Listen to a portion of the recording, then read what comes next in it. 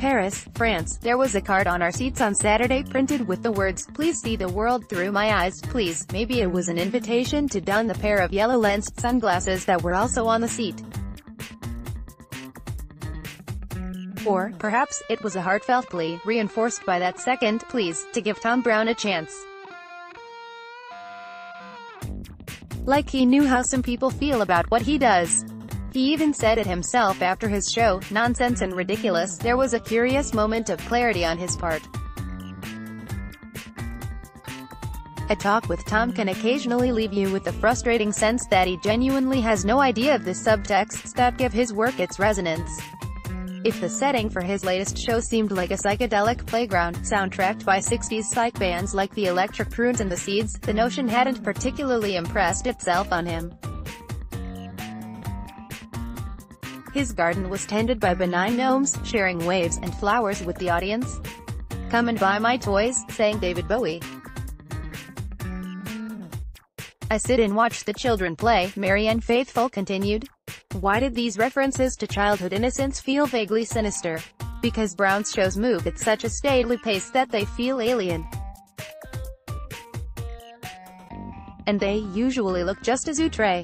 So it was with the opening passage of Browne's latest, with massively supersized tailoring balanced on correspondent shoes with striped platforms.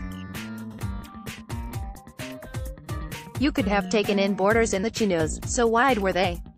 It was preppy clothing on steroids, the stripes, the checks, the candy colors, and the quirky little icons, lobsters, whales, anchors, writ large and beaded. The lobster motif reappeared on a leaf green mink coat with bracelet sleeves. I couldn't conceive of the customer, until I remembered that Browne worked on a recent project with players from the National Basketball Association in the U.S. Those man mountains could actually take such hyper-proportioned clothes to the street. Schiaparelli surreal eventually surrendered to more rational, humanly scaled proportions, which was, he insisted, all part of Browne's master plan. He claimed he'd envisaged the collection as a play on proportion, a reminder of where it all started for him. But seeing all the Brobdingnagian clothes that had just passed by reduced to sizes for you and me radically shifted the viewpoint. Everything looked bright and fresh, wearable, seasonally relevant. That said, the color palette and the prissiness of a head-to-toe look did suggest we might be looking at the wardrobe of a man named Bunny. You prayed for acid to open his doors of perception, or at least, self-awareness. But then, while those uncharitable reflections were clogging your mind, Browne's models emerged hand in hand, arm in arm, NBA player and average Joe, in a Rainbow Nation display of togetherness.